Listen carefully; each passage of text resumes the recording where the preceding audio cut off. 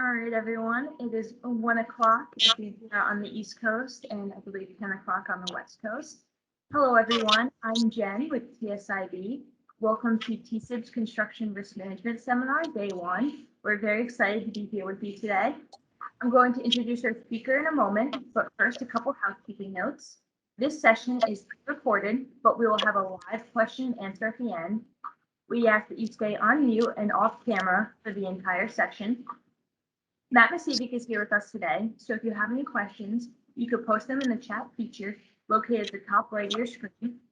Matt will also be chatting with us during the entire presentation, so if you're watching the video, you can post anything in the chat, but again, we will have plenty of time at the end for any questions. This entire session, including the question and answer, will be available on demand on TSIB's YouTube channel. Lastly, the material covered during the session's presentation are for informational purposes only. It should not be construed as legal advice. It is highly recommended you contact your attorney for legal advice. So without further ado, I'm going to introduce our speaker. This is Matt Masivic, a senior risk advisor at TSIB, and he is presenting on the hard market story. We're so excited to be here with you today, Matt. Why don't you say a quick word to everyone? Hello, everybody. My name is Matt Masivic. I've been an insurance producer at TSIB for over 9 years now, and I truly appreciate the time you guys are taking to join our risk management seminar. Hopefully, it's the first of many, and I also hope that you find this to be informative and valuable to your insurance program. All right, we're going to start the video. Hello, everyone. My name is Matt Masivic. I've been an insurance consultant at TSIB for almost 10 years, and in the industry for over 17. I'm very grateful to have the opportunity to share my thoughts, strategies on how to combat the hard insurance market with you. And I've heard from some contractors that meeting with a new insurance broker or even talking about insurance can be about as much fun as getting a root canal from the dentist. So with that in mind, I'm going to try to make this presentation informative and pain-free. So let's define this. What is a hard insurance market? Well, the insurance market is cyclical. Like a pendulum, it fluctuates constantly between a hard market and a soft market. A hard market is the upswing in a market cycle. This is when premiums increase and most insurance companies' capacity for coverage decreases. A hard market can be caused by three main factors. Number one, lower investment returns for insurance carriers. This is primarily triggered by falling interest rates. Keep in mind, insurance companies do not make all their money from binding policies. They collect their policyholders' premiums, then invest it in interest-sensitive assets, such as bonds, in the hopes of making additional percentage points of profit. Number two, increases in the frequency or severity of claims. For instance, events like hurricanes, tornadoes, earthquakes, and wildfires are extremely hard for insurance companies to accurately underwrite for. For example, if insurance company X specializes in writing coastal property policies, and they offer comprehensive coverage terms that include wind, if God forbid there are 3 Category 4 hurricanes that hit within a 12-month time frame, carrier X could be out of business. Some people make the assumption that insurance companies are multi-billion-dollar entities that just sit back, get rich, and collect premiums. Well, that's hardly the case. Bad underwriting decisions or unaccounted for catastrophic events could put them out of business, so they have to be cautious. Number 3, regulatory or government intervention on insurance policies. For example, let's take a look at the impact Obamacare and the Affordable Care Act had on the health insurance market. While the government intervention was applauded by many policyholders, the new coverage requirements put several insurance carriers in severe financial distress, which have caused them to either exit the market or drastically increase premiums. The main reason why I bring this point up is the potential impact that COVID-19 related insurance claims could have on the insurance market. If the government intervenes and mandates insurance companies have to pay for business interruption claims that were triggered by COVID-19 shutdowns, it could be catastrophic to the insurance industry. Now that we have defined what the hard market is, let's talk about how it could impact future insurance costs. So how will a hard market affect my insurance costs? In a hard market, many insurance companies reevaluate their books of business, their risk appetites, and how much capacity, i.e. coverage limits, that they want to offer. Also, insurance companies impose strict underwriting guidelines in attempts to correct any adverse loss ratios that they have on the books. This makes it difficult for companies that have riskier operations, like heavy construction trades, or those with large auto fleets to secure very competitive quotes. For example, in 2020, a major admitted insurance carrier mandated that any contractor that does more than 50% of its business in New York City must have a general liability deductible of $1 million per occurrence. That was the minimum. The deductible mandate was applicable to both new and renewal business. As a result, many contractors elected to secure coverage elsewhere because a minimum of a $1 million per occurrence deductible was way too risky for their balance sheet. In summary, when insurance carriers tighten their underwriting guidelines, reduce capacity, or exit the market, it allows carriers who are still offering adequate coverage the ability to increase their rates because there's less competition.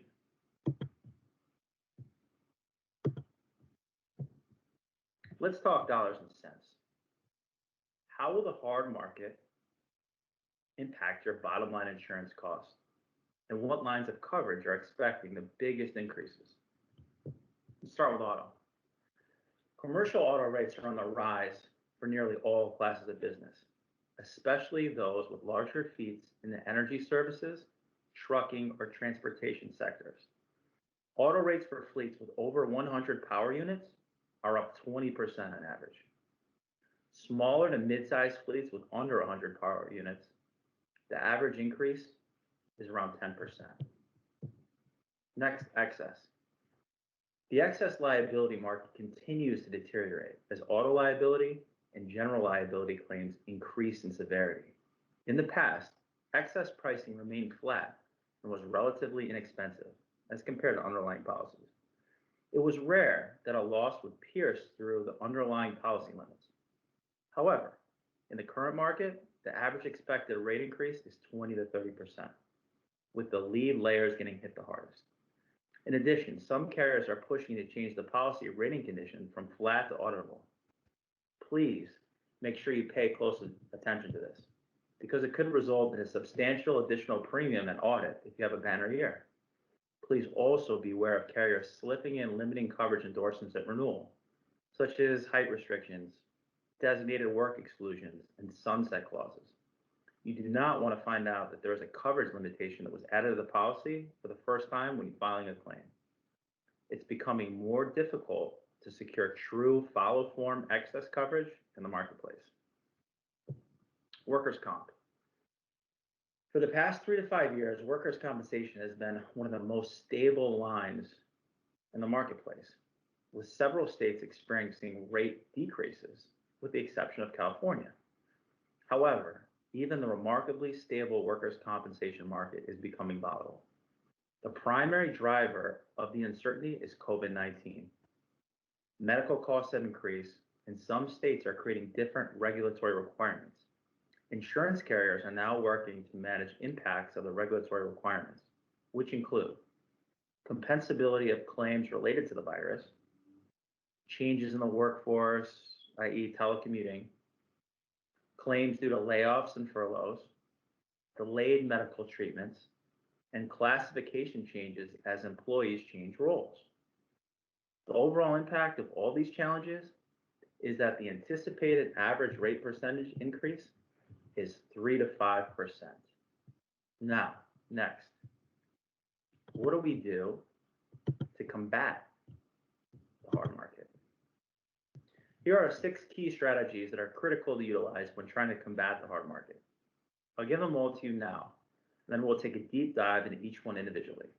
Number 1, partner with a trusted insurance advisor. Number 2, prioritize safety. Number 3, create a best-in-class submission.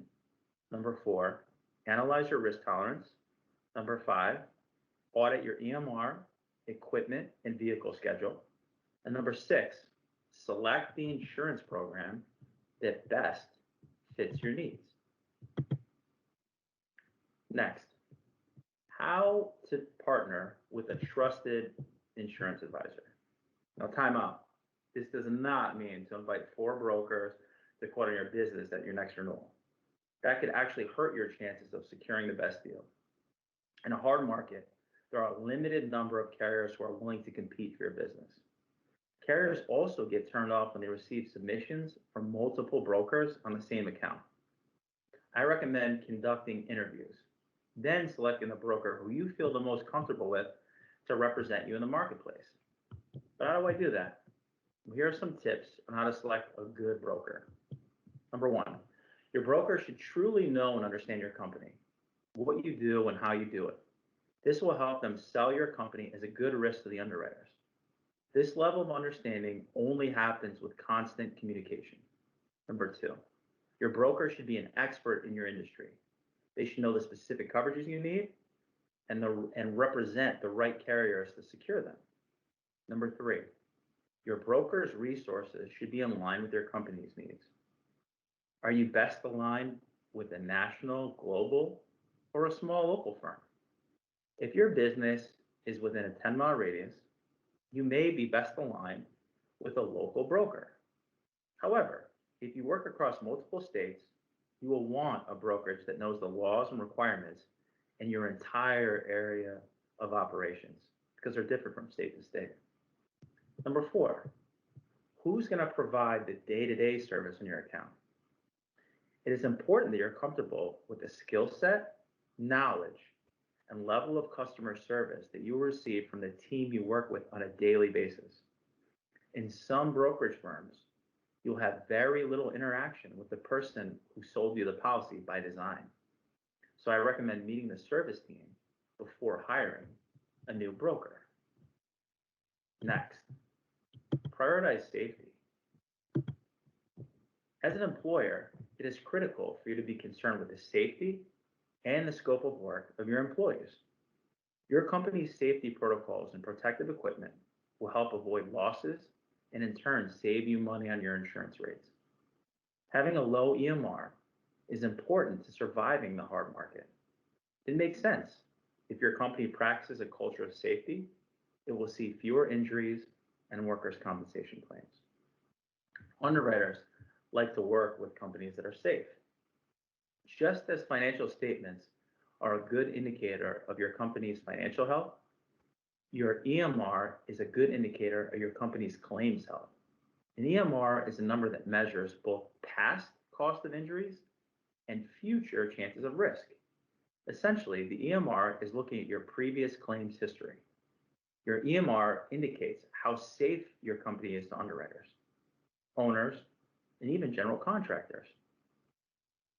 Implementing a comprehensive training program for your employees is the easiest way to help improve your company's safety culture, and it also demonstrates your commitment to keeping employees safe and healthy.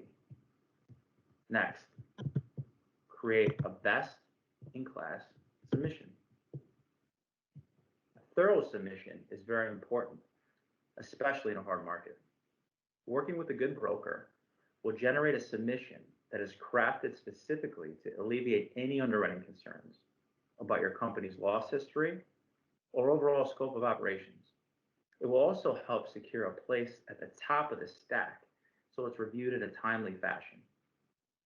It will be sure to include any risk management and loss mitigation protocols in place to minimize or prevent future losses. Showcasing programs that focus on your employees is a great place to start. A first-in-class safety program, substance abuse programs, and a return to work program are all great examples. For example, a return to work program allows for lighter duties as an option to get workers back on the job quicker after an injury. This can reduce the cost of long absences and limit medical claims. Both can positively influence your loss experience, which ultimately helps reduce your insurance premiums. Next, let's analyze your risk tolerance. Selecting your insurance policy deductibles can be like playing a hand in blackjack in Vegas. However, the more information that you have, the more likely you are to make a profitable decision. For example, if before you placed your bet, you knew the dealer had a 95% chance of busting the next hand, would you double or triple your bet? I know I would. For some businesses, increasing the bet is an absolute no-brainer because the odds are on your side and there's additional profit to be achieved. For others, it's out of the question because a losing hand could cripple the entire business. There's no right or wrong answer. You just have to be comfortable with your decision. When selecting a deductible, a company's 7 to 10 year loss history paired with industry-specific claim settlement trends can be utilized as helpful tools to predict future claims experience. A large deductible program can have many benefits for companies who have the ability and willingness to take on a portion of the risk. It works like a traditional guaranteed cost plan with a special deductible endorsement. The size of the deductible for these plans is generally in a range from $50,000 to $1 million per occurrence. Let's discuss the advantages and disadvantages of the high deductible plans. Some of the advantages. You'll see a reduction in the upfront premium, which will help improve your cash flow. The goal is to have premium savings, which will exceed that of the claim costs in a given year. You can achieve this by retaining the services of an insurance carrier and the reward policyholders for maintaining an effective risk control program. There will be a catastrophic per accident and occurrence limitation that will help protect any employer for a higher than expected claim cost. Some of the disadvantages is that poor loss experience can create an ultimate cost that is greater than the guaranteed cost plan. So you have some skin in the game. Also, there's unpredictable timing of deductible reimbursements, as they are made as claim costs are realized and billed. Lastly, there's financial security required, mostly in the form of a letter of credit.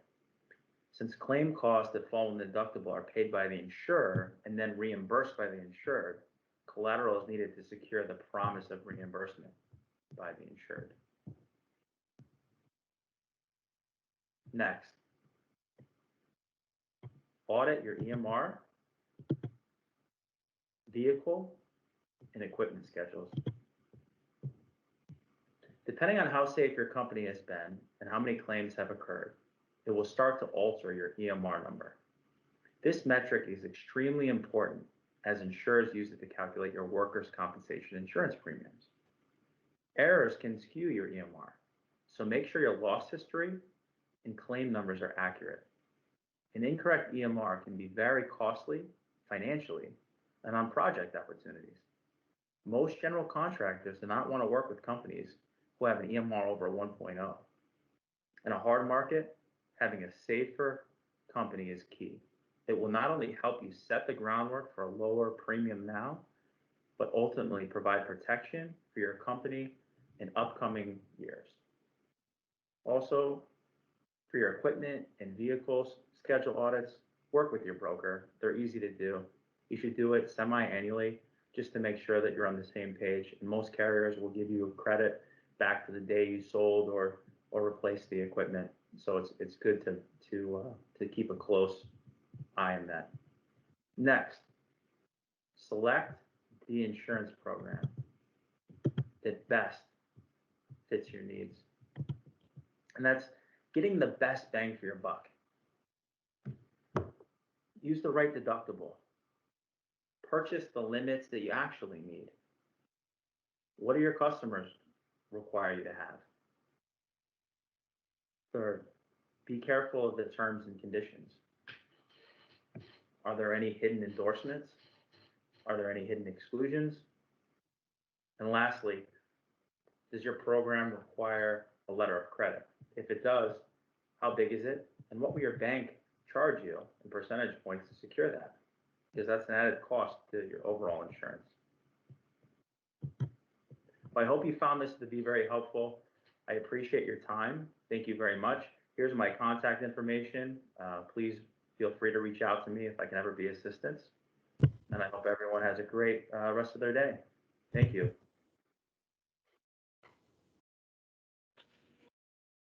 So that is it for our presentation. So now we're going into our question and answer session. Matt, so we have a few questions here. First question, my corporate auto policy has been seeing double-digit increases in the past 2 years with almost no claims. I like my carrier, but do you see this trend continuing? And should we market my auto to a mono-line carrier for competition? Well, although the auto market is hardening, I don't see it hardening to the extent that you're talking about. So in this situation, yes, I would market it to a monoline auto carrier. However, there's some things you got to take a look at. What are you doing to pre-screen your drivers? Are you extensively looking at MVRs to see, character, driving history? One of the things that insurance carriers do that they might not necessarily tell you about is on the MVR report, they'll also look at things like, has this person's driver's license been revoked for failure to pay child support? Has there been any drug convictions? Has it been suspended for any reason? So its character is important as well. So it'd be, how do you pre-screen your drivers? Is there any specialized equipment that you have on vehicles in terms of cameras, speed monitoring, navigation systems? What can you do to best position yourself to an underwriter? And then lastly, too, if you've had any claims, what have you done since the claim in order to mitigate that? Are you making the same mistakes over and over? If you had a big claim, but yet you addressed it, and now you've done these steps in order to prevent it from happening again, I think that would be a good solution. So in summary, yes, I do think you should market it, but before you send it out to market, come up with a game plan and which addresses your driver safety, your selection criteria, what claims have happened, and what protective equipment you have in the vehicles. Thanks, Matt. Our next question is, why would inviting 3 or more brokers to quote my insurance be a bad idea in a hard market? It's a great question, and it seems kind of counterintuitive, but the simplest answer is that the insurance market is not as diverse as it seems. So let me explain. Most businesses or contractors make the assumption that if they solicit quotes or bids from multiple brokers, that they'll obtain the best possible pricing from a variety of insurance companies. Now, I completely understand why they make that assumption, because most GCs require a formal bidding process in order to award work. However, securing insurance quotes from insurance companies is completely different than bidding on construction projects. Furthermore, most insurance companies will only provide a quote to one broker. If multiple brokers approach the same insurance company, they will only provide a quote to the broker of record on the account. So yes, there are thousands of insurance companies out there, but most are very specialized and only willing to write specific industry segments or trades. So for most trade contractors, there are realistically only 3 or 4 insurance companies that can truly compete. Some can offer a quote, but they're going to be way out in left field, but the 3 or 4 that really understand the business. So my advice is to interview multiple brokers, select the one that best fits your needs, appoint them as broker of record, then allow them to approach the market. Our next question is, which line of insurance is seeing the biggest increase? In my opinion, the excess liability market is the toughest right now. with construction-related claim payouts and settlements continuing to rise, many claims are piercing through the underlying policies, and excess policies are now getting tagged. Well, they didn't. For a long time, insurance companies that sat in excess towers, it was free money. Now they're paying out. And even if you've had a good claims history, I budget for a 10% plus increase. What's different than the primary auto where you can market it and really, sell yourself? Excess markets, a lot of times due to capacity issues, they don't care. Even good accounts are getting increases. So that's the toughest in my opinion. Okay, it looks like we have another question here. How much can I save by implementing a deductible? Well, if you go from a traditional guaranteed cost program, which is zero deductible, to around $250,000 per claim, I would estimate that the minimum savings would be about 30%. Now, it's all subject to loss history, exposure base, but I would start at the 30%. Some might even see bigger swings than that. So it's something definitely to evaluate. You could ask your current carrier to provide you optional quotes without even going to market, just to get a feel for what that's like. But I'd say starting at 30% up to sometimes 40, 50%. Thank you, Matt. Is there any other questions from the audience that you could put in the chat? If no one has any other questions, then I want to thank everyone for spending time with us today. And don't forget to join us for our next session tomorrow for understanding additional insured endorsements. That session's link can be found on the seminars program page on TSIB's website or the reminder of event email you received. See you at the next session. Thank you. Thanks, everybody.